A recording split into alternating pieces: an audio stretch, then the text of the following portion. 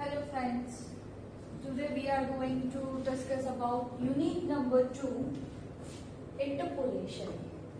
In previous lectures हमने unit 3 जो था न्यूमेरिकल इंटीग्रेशन के बारे में पढ़ा।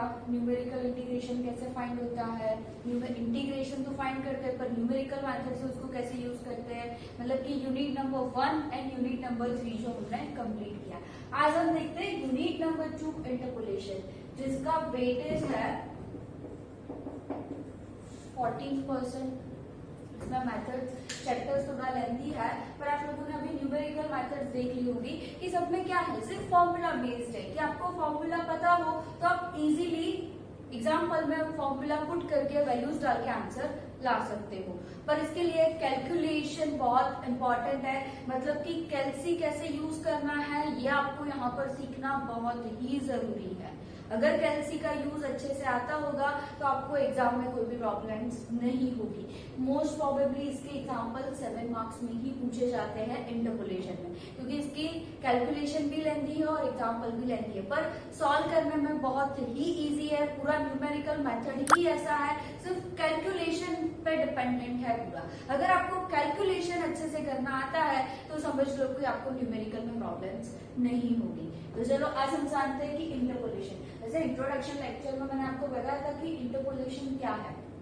सपोज मेरे पास कोई पॉपुलेशन है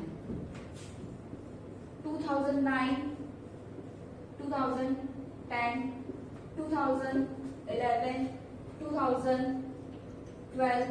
अब इसमें से मुझे सपोज कोई 2013 ये जो डेटा दिया है इसमें से मुझे 2013 की पॉपुलेशन फाइंड करनी है। मतलब कि ये मेरा x है और यहाँ पर y, यहाँ पर मुझे कुछ भी वैल्यू दी गई है। ये वैल्यूज, ये जो पॉपुलेशन है वो 2009 की है, ये 2010 की है, ये 2011 की है, ये 2012 की है। तो वैसे भी गैप लेके भी हम देख सकते हैं, डिफरेंस देख रहे हो 9, 10, 11, 12। वैसे ही मैं कंसीडर करूँ कि 2005 की है, 2010 की है, 2015 की है और 2020 की पॉपुलेशन हम चेक करें।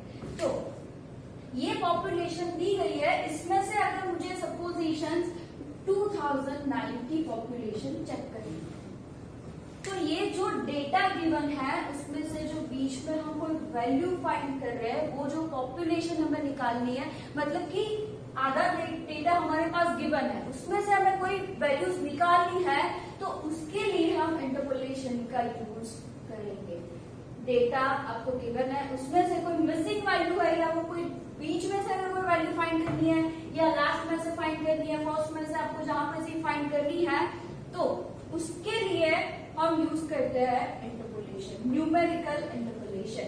अब interpolation is the process of reading between the lines of a table. आपको जो टेबल दिया गया है वो टेबल की जो लाइन्स दी गई है उसका डिफरेंस जो है वो प्रोसेस जो करता है उसको हम बोलते हैं इंटरपोलेशन। अब हम देखते हैं फाइनाइट डिफरेंसेस। क्या है finite differences? Let the function y is equal to f of x।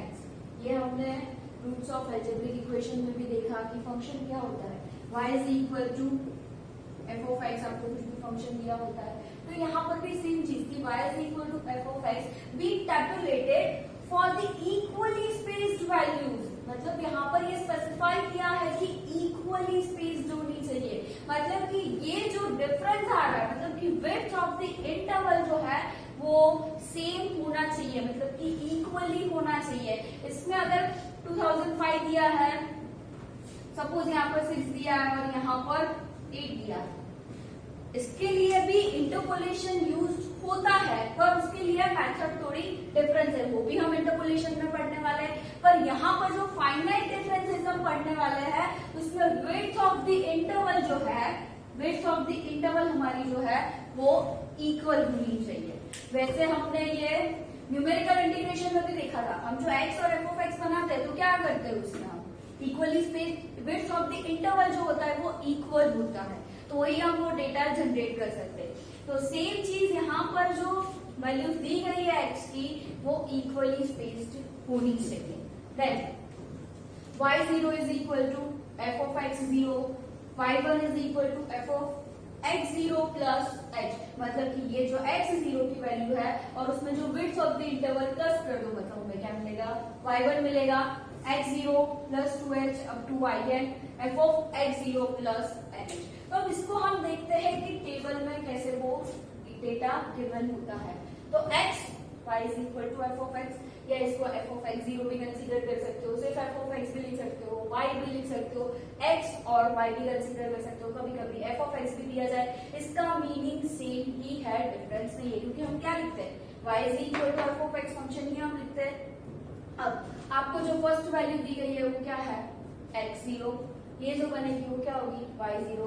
अब आपका जो सेकंड वैल्यू होगी वो क्या होगी, x0 प्लस h, मतलब कि x0 और विड्थ ऑफ द इंटरवल हम न्यूमेरिकल इंटीग्रेशन में फाइंड करते थे कि उसका डिफरेंस कितना होना चाहिए, सपोज 5 हो, 1 हो, 2 हो, 3 हो, कोई भी डिफरेंस हो सकता है, पर वो सब में सेम होना चाहिए, x0 plus 2h plus up to x0 plus nh। मतलब कि यहाँ पर ये डेटा जो है वो आपको क्वेश्चन में गिवन होगा, ये क्वेश्चन में गिवन होगा तो ही आप आगे वैल्यूज फाइंड कर सकते हो। न्यूमेरिकल इंटीग्रेशन में डेटा दिया भी जाता था और हम जनरेट भी करते थे, पर इंटरपोलेशन में आपको डेटा गिवन ही होगा, वो कभी आपको जनरेट करना नहीं पड़ेगा। ये सिर्फ डिटेल्स दी है, उसमें से अगर हमें किसी की वैल्यूज फाइंड करनी है बीच में जो मिसिंग है, या हमें पॉपुलेशन या कोई भी ऐसे वैल्यूज फाइंड करनी है जो एवरेज हमें लेनी है, तो ये डेटा गिवन होगा तो हम उसमें से वो वैल्यूज फाइंड कर सकते हैं इंटरपोलेशन के फॉर्मूला से। तो अब हम वो देखते हैं कि फॉर्मूलाज किस टाइप के या कौन कौन सी मेथड्स हो सकती है to determine the values of f of x for some intermediate values of x, the following 3 types of difference can be used। मतलब 3 अलग अलग टाइप के डिफरेंस यूज हो सकते हैं। ये मेथड नहीं है, ये सिर्फ टेबल्स है, मतलब कि forward difference, backward difference and centre difference. ये टेबल कैसे क्रिएट होते हैं इसके बारे में हम जानेंगे। अभी आपको सिर्फ ये दो मेथड के बारे में ही पढ़ना है, forward difference and backward difference. जैसे आपने फॉरवर्ड ऑपरेटर और बैकवर्ड ऑपरेटर को भी मतलब नाम सुना होगा। ऑपरेटर, यहाँ पर फॉरवर्ड ऑपरेटर मतलब कि डेल यूज होता है और बैकवर्ड ऑपरेटर मतलब कि लैम्ब्डा का यूज होता है। तो ऑपरेटर्स के बारे में वैसे हम लास्ट में जानेंगे, चैप्टर्स फिनिश होने के बाद कि ऑपरेटर्स क्या है और क्या नहीं। सिर्फ यहाँ पर आपको याद रखना है, अगर फॉरवर्ड डिफरेंस है तो उसके लिए डेल्टा का यूज होगा, बैकवर्ड डिफरेंस है तो उसके लिए लैम्ब्डा का यूज होगा। अभी सिर्फ हम ये दोनों मेथड के बारे में जानते हैं। Now we will see the forward difference, forward difference table. Forward difference table के बारे में जानते हैं कि क्या है। पहले तो मैंने बोला था कि आपको डेटा गिवन होगा, तो क्या डेटा गिवन हो सकता है, एक तो x और y, y is equal to f of x। Suppose first value है x0, x plus h is equal to x1, x plus 2h is equal to x2, x plus 3h is equal to x3 and x plus 4h is equal to x4। मतलब कि x0, x1, x2, x3 and x4 आपको given हो। वैसे ही y0, y1, y2, y3 and y4, मतलब कि ये data आपको given है। तो आप देख सकते हो कि मैंने जैसे टेबल क्रिएट किया, बीच में स्पेस रखी है। ये स्पेस क्यों रखनी है, क्यों, क्योंकि हम जो आगे फाइंड करने वाले ना, इन दोनों वैल्यूज की एवरेज निकालने वाले, तो उसके लिए ये चीज आपको कंपल्सरी ध्यान रखना है। और ये फॉरवर्ड डिफरेंस टेबल जो फाइंड कर रहे हो इसलिए फाइंड कर रहे हैं कि आपका जो न्यूमेरिकल इंटरपोलेशन जो फाइंड करने वाले हो उसमें आपको डेल्टा की वैल्यूज फाइंड करनी होगी, जो फॉरवर्ड ऑपरेटर्स है उसके लिए। तो ये जो मैं आपको टेबल समझाऊंगी इससे आपको पता चलेगा कि वैल्यूज कैसे फाइंड होती है। तो x और y आपको गिवन है, तो फर्स्ट वैल्यू आपको क्या फाइंड करनी है, डेल्टा y। तो डेल्टा y क्या होगा, डेल्टा y आपको फाइंड करना है। तो डेल्टा y की जो वैल्यू होगी, मतलब कि फर्स्ट वैल्यू जो हमें मिलेगी ना, वो मिलेगी डेल्टा y0। मतलब कि डेल्टा y0 क्या होगा, y1 माइनस y0। मतलब कि क्या करना है आपको, फर्स्ट वैल्यू फाइंड करनी है डेल्टा y0, मतलब कि यहाँ पर कोई भी वैल्यू, सपोजिशन 3 हो या 2 हो, तो क्या करना है 3 माइनस 2 इज इक्वल टू 1। तो वैसे ही delta y0 is equal to y1 minus y0। वैसे ही सेकेंड वैल्यू फाइंड करेंगे डेल्टा y1, मतलब इन दोनों की एवरेज। आप देख सकते हो कि जो स्पेस रखी थी वहां पर ही ये वैल्यू फाइंड करनी है, मतलब कि टेबल बनाते टाइम आपको ध्यान रखना है कि बीच में एक लाइन की स्पेस होनी चाहिए। अब डेल्टा y1 मतलब कि क्या बनाना है, नीचे में से ऊपर की वैल्यू माइनस करनी है, y2 माइनस y1। ये चीज याद रखनी है, नीचे में से ऊपर की वैल्यू माइनस होगी, ऊपर से नीचे की वैल्यू नहीं, चाहे वो बड़ी हो या छोटी हो। सपोज ये 2 भी है तो 2 माइनस 3, तो इसका आंसर क्या होगा -1। मतलब कि यहाँ पर नेगेटिव भी हो सकता है और पॉजिटिव भी हो सकता है, उससे हमें कोई लेना देना नहीं है। जो वैल्यू मिले हमें सिर्फ ये ध्यान रखना है कि y2 माइनस y1 करना है। तो नेक्स्ट वैल्यू फाइंड करेंगे वो क्या होगा, del y2 cos y0 del y1 del y2। तो del y2 is equal to क्या होगा y3 माइनस y2। वैसे ही हम फाइंड करेंगे डेल y3, थर्ड वैल्यू होगी डेल y3। तो del y3 is equal to क्या होगा y4 माइनस y3, मतलब कि इन दोनों की एवरेज हमने निकाली। अब लास्ट आगे फाइंड करने की जरूरत नहीं है, हमें यहाँ पर 4 वैल्यूज मिल चुकी है। x 0 से शुरू किया था, del y0 del y1 del y2 and del y3। आगे वैल्यूज नहीं मिल सकती क्योंकि हमारे पास आगे इंटरवल्स नहीं दिए गए हैं। तो डेल y फाइंड कर लिया, तो सेकंड क्या होगा आगे डेल स्क्वायर y। तो अब डेल स्क्वायर y कैसे फाइंड करेंगे, सेम चीज ये जो था, यहाँ पर फर्स्ट वैल्यू क्या होगी डेल स्क्वायर y0, क्योंकि फर्स्ट वैल्यू हमारी क्या होगी y0 ही होगी।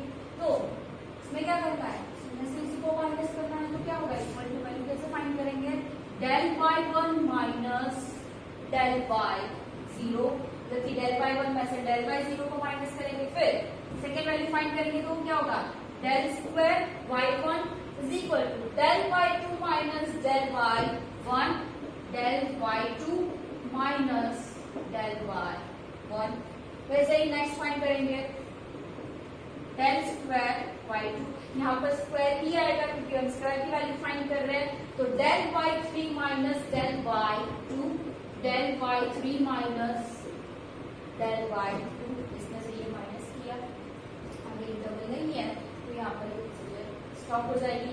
आगे का जब तक कोई सिंगल वैल्यू नहीं मिल जाती तब तक ये टेबल फाइंड करते रहना है। नेक्स्ट डेल क्यूब y, क्या होगा डेल क्यूब y, इन दोनों की एवरेज, मतलब कि फर्स्ट वैल्यू होगी del cube y0, first value तो y0 ही रहेगी, सिर्फ डेल आपका चेंज होगा, del del square del cube. अब इन दोनों की एवरेज निकालनी है, मतलब कि del square y1 minus del square y0, del square y1 minus del square y0। वैसे ही next del cube y1 is equal to del square y2 minus del square y1 minus del square y1। यहाँ पर square ही रहेगा क्योंकि ये value हम find कर रहे हैं। अब आगे इंटरवल नहीं है तो फाइंड करने की जरूरत नहीं है। डेल रेज़ टू 4y, तो ये क्या होगा लास्ट वैल्यू फाइंड करनी है, मतलब पर बनेगी डेल रेज़ टू 4y0। क्या होगा इसका difference, del cube y1 minus del cube y0। अब आगे वैल्यू फाइंड करने की जरूरत नहीं है क्योंकि हमें सिंगल इंटरवल मिल चुका है। ये मैंने जो वैल्यूज बताई वो वैल्यूज क्या है कि आप जब माइनस सब्ट्रैक्शन करते जाओगे वैल्यूज का तो आपको ये आंसर मिलेगा। तो यहाँ पर आपको कोई नंबर दिया गया होगा, ये मैंने आपको बताया है। हाँ, ऐसा भी हो सकता है कि यहाँ पे भी 0 आ सकता है, यहाँ पर भी 0 आ सकता है, ये तीन वैल्यूज में भी 0 आ सकता है, वो पॉसिबल है। अब ये जो वैल्यूज मिल रही है वो है डेल, मतलब ये जो आंसर मिलेगा वो क्या होगा डेल y0 डेल y1। आपके पास यहाँ पर होगा तो नंबर ही, आप जो आंसर लिखोगे आपको ये सब चीजें लिखने की जरूरत नहीं है, डायरेक्ट आप लिख सकते हो। यहाँ पर 2 है और यहाँ पर 3 है, तो 3 माइनस 2 यहाँ पर क्या हो जाएगा 1 हो जाएगा। वैसे ही 2 माइनस 3 तो यहाँ पर क्या हो जाएगा -1 हो जाएगा, 2 माइनस 3। मतलब कि ये वैल्यूज लिखनी है, पर ये वैल्यूज है उसे हम क्या बोलते हैं, तो ये मैंने समझा है कि यहाँ पर इसको बोलेंगे del y0 del y1, ये जो वैल्यू होगी वो del y1 माइनस जो फाइंड करोगे del y2, वैसे ही del y3। ये टेबल हमें फाइंड करना है, इसके आगे हम del स्क्वायर y फाइंड करेंगे, तो फर्स्ट वैल्यू y0 है वो तो ऐसे ही रहेगी, then y1 y2, next del cube y0 y1 del raise to 4 y0। मतलब जब तक कोई सिंगल वैल्यू नहीं मिल जाती तब तक हमें ये फाइंड करते रहना है। तो यहाँ पर आप देख रहे हो कि ये जो नाम दिया है मैंने, वो नाम इसीलिए यहाँ पर स्पेसिफाई है कि जब आप फॉरवर्ड मेथड अप्लाई करोगे तो यहाँ पर आपको वही चीज फॉर्मूला में यही डिफाइन क्या होगा कि del y0 की वैल्यू क्या है, del square y0 del cube y0 and del raise to 4 y0। मतलब कि जब भी फॉरवर्ड ऑपरेटर होगा तो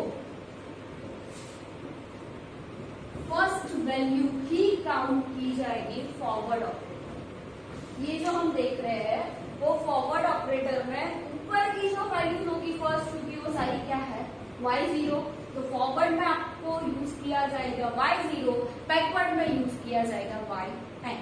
यहाँ पर एक नोट स्पेसिफाई किया मैंने, when n+1 values are given the highest order difference is n। मतलब कि n+1 आप एग्जाम्पल से देख सकते हैं, when 5 values are given, तो यहाँ पर हम चेक करें कितनी वैल्यूज थी हमारे पास 1 2 3 4 and 5 values are given, the highest order difference is 4। मतलब कि हाईएस्ट जितनी भी आपको नंबर ऑफ इंटरवल्स दिए गए हैं, जो हाईएस्ट है सपोज कि यहाँ पर 5 है तो उससे एक नंबर कम हमें यहाँ पर लास्ट आंसर मिलेगा। तो यहाँ से हमें पता चलता है कि हमें डिफरेंस ऑपरेटर जो फाइंड करना है वो हमें कहाँ तक फाइंड करना है। यहाँ पर 5 वैल्यूज दी गई थी तो हम कहाँ तक फाइंड करेंगे del रेज़ टू 4। या ये भी देख सकते हैं कि जब तक कोई सिंगल वैल्यू हमें नहीं मिल जाती लास्ट तक तब तक हम उसका डिफरेंस लेते रहेंगे। ये जो यहाँ पर स्पेसिफाई किया है वो सिर्फ del y0, ये जो 1 है इसको हम स्पेसिफाई करते हैं कि वो जो है उसको हम बोलेंगे del y0, ये जो नंबर है वो del y1, क्योंकि फॉरवर्ड डिफरेंस जो होगा फॉर्मूला उसमें सिर्फ यही स्पेसिफाई किया होगा कि del y0 क्या है, del y1 क्या है, del y2। हर एक एग्जाम्पल में आपको ये स्पेसिफाई करने की जरूरत नहीं है, आप एक एग्जाम्पल सॉल्व करोगे तो आपको आइडिया आ ही जाएगा कि आपको कौन सी वैल्यूज कंसीडर करनी। और फॉरवर्ड में फर्स्ट वैल्यू भी कंसीडर होती है। तो अब हम देखते हैं बैकवर्ड डिफरेंस टेबल के बारे में कि बैकवर्ड डिफरेंस टेबल क्या है। चलो अब देखते हैं बैकवर्ड डिफरेंस क्या है। बैकवर्ड डिफरेंस टेबल के बारे में समझते हैं। तो सपोजिशन जैसे हमें x y जो फॉरवर्ड में दिया गया था वैसे ही हम सपोजिशन लेते हैं कि x0 है, x1 है, x2 है, x3 और x4। ये वैल्यूज इंटरवल कितने भी दिए जा सकते हैं, इसमें कोई प्रॉब्लम नहीं है क्योंकि इसका फॉर्मूला इनफिनिटी ही जाएगा, तो ये कितनी भी वैल्यूज हमें गिवन हो। वैसे ही y, y0, y1, y2, y3 and y4। तो बैकवर्ड डिफरेंस जब फाइंड करते हैं तो यहाँ पर हमें कंसीडर करना है नेबुला जो बैकवर्ड ऑपरेटर है, तो del नेबुला y। तो फर्स्ट वैल्यू जब हम फाइंड करते हैं तो ये क्या होगी, एक्चुअली यहाँ पर हमें नीचे से शुरू करना होगा। तो ये जो वैल्यू हमें मिलेगी ना वो मिलेगी del y4। ये जो हम फाइंड करेंगे वो क्या होगा, del y4 is equal to y4 minus y3। Minus तो वैसे ही करना है जैसे करते थे, सिर्फ यहाँ पर नाम चेंज हो जाएगा। यहाँ पर इसको del y3 नाम दिया था जो फॉरवर्ड में, बैकवर्ड में हमने नाम दिया del y4 क्योंकि ये नीचे से शुरू हो रहा है। माइनस तो वैसे ही करना है, सिर्फ नाम का डिफरेंस होगा। तो वैसे ये भी हम कर सकते हैं y1 माइनस y0, यहाँ पर y2 माइनस y1। मतलब टेबल तो है जो वो सेम तरीके से ही बनेगा, y3 माइनस y2, वैसे ही y4 माइनस y3। तो ये जो नाम होंगे वो क्या होंगे, ये del y4 है, ये क्या होगा del y3, del y2 and del y1। मतलब कि यहाँ पर जीरो कंसीडर नहीं होगा। जो नाम है वो सिर्फ नाम चेंज होगा, बाकी जो फॉरवर्ड डिफरेंस जैसे फाइंड किया था माइनस करके y1 minus y0, y2 minus y1, y3 minus y2 and y4 minus y3 वो एज इट इज ही रहेगा, सिर्फ नाम चेंज होगा क्योंकि बैकवर्ड में यहाँ पर स्पेसिफाई किया जाएगा नेबुला y2 मतलब कि बैकवर्ड में लास्ट वैल्यू कंसीडर होती है, फॉरवर्ड में फर्स्ट वैल्यू कंसीडर होती है। फॉरवर्ड में y0 कंसीडर होता है, बैकवर्ड में yn कंसीडर होता है। तो सेम चीज सेकंड वैल्यू हम फाइंड करते हैं, डिफरेंस टेबल सेम तरीके से, सिर्फ वैल्यू का नाम चेंज होगा, यहाँ पर हो जाएगा नेबुला स्क्वायर y। तो फर्स्ट वैल्यू होगी माइनस, तो ऐसे ही करना है, हम इन दोनों का डिफरेंस लेंगे तो क्या होगा, nebula y2 minus nebula y1, nebula y3 minus nebula y2,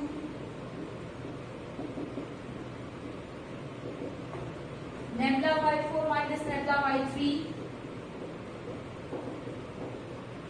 y4 minus nebula y3, तो अब y4 माइनस y1 मतलब कि ये जो लास्ट वैल्यू होगी वो होगी नेबुला स्क्वायर y4, ये होगा नेबुला स्क्वायर y3, ये बनेगा नेबुला स्क्वायर y2, मतलब कि 2 तक आया, फर्स्ट सेकेंड ये चेंज होता रहेगा। फॉरवर्ड में आपने देखा था कि ऊपर 0 ही आ रहा था, नीचे वैल्यू एक कम होती जा रही थी, तो यहाँ पर ऊपर की वैल्यूज कम होती जाएगी, नीचे एज इट इज रहेगा। अब नेक्स्ट वैल्यू फाइंड करते हैं, नेबुला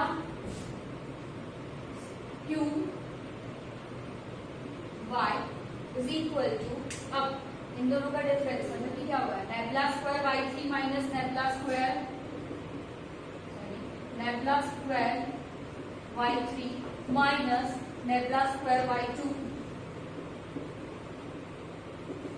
इन दोनों का डिफरेंस निकाले, nabla square y4 minus nabla square y3, तो ये वैल्यूज का नाम क्या हो गया लास्ट, मतलब कि nebula cube y4 nebula cube y3, मतलब कि ये फर्स्ट सेकेंड थर्ड ये फोर्थ डिजिट में ही आ रही है। वैसे ही लास्ट वैल्यू हम फाइंड करते हैं, नेबुला रेज़ टू 4 y, तो यहाँ पर इन दोनों का माइनस वैसे ही करना है, nebula cube y4 minus nebula cube y3, तो इसका नाम क्या होगा, cube y4 minus cube y3, ये होगा nabla raise to 4, sorry nabla raise to 4 y4, ये जो लास्ट वैल्यू मिली वो nebula raise to 4 y4।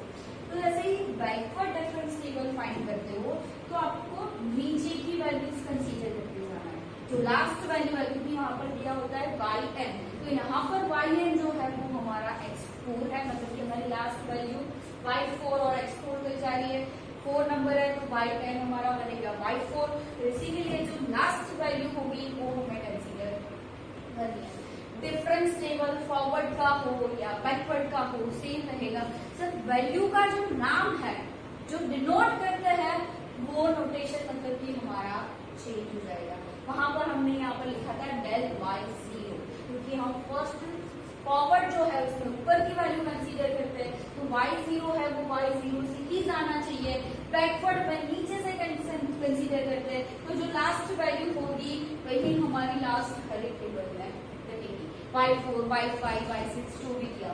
Same चीज जितने भी नंबर ऑफ इंटरवल्स होंगे मतलब कि 5 है, 1 2 3 4 5, तो जो डिफरेंस फाइंड करना है वो क्या होगा हमारा 4 तक रहेगा। ये जो वैल्यूज है वो इक्वली स्पेस्ड है, मतलब कि इक्वली डिफरेंस, इक्वली जो डिफरेंस है वो हमें यहाँ पर दिया होगा। तो इंटरपोलेशन में जो इक्वली मतलब स्पेस दिया जाए उसके लिए जो मेथड है वो 5 टाइप की मेथड है। फर्स्ट है न्यूटन फॉरवर्ड इंटरपोलेशन, सेकेंड है Newton backward interpolation, third Gauss forward interpolation, fourth Gauss backward interpolation and fifth Stirling formula. मतलब कि ये जो 5 मेथड है वो इक्वली स्पेस्ड सॉल्व होती है, और अगर यहाँ पर इक्वली स्पेस्ड नहीं दिया गया है तो वहां पर 2 मेथड है जिससे हम फाइंड कर सकते हैं, इंटरपोलेशन मेथड अप्लाई कर सकते हैं, सिर्फ उसमें मेथड डिफरेंस रहेगी। जो यहाँ पर हम इक्वली स्पेस के लिए जो 5 मेथड अप्लाई क्लासिफाई करते हैं। अगर इक्वली स्पेस्ड नहीं है, अनइक्वल्स दिया गया है आपको वहां पर इंटरवल्स जो है वो, तो उसके लिए दो मेथड यूज होती है, एक तो Lagrange interpolation and second Newton divided difference formula.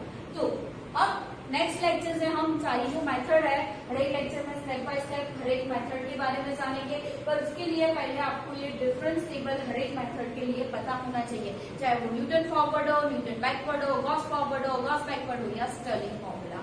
तो ये टेबल एक बार लर्न कर लेना, जिससे आप लोगों को आगे के लेक्चर्स में समझ में आ जाएगा। आई होप आप लोगों को ये मेथड समझ में आई होगी, जो फॉरवर्ड और बैकवर्ड समझा है वो।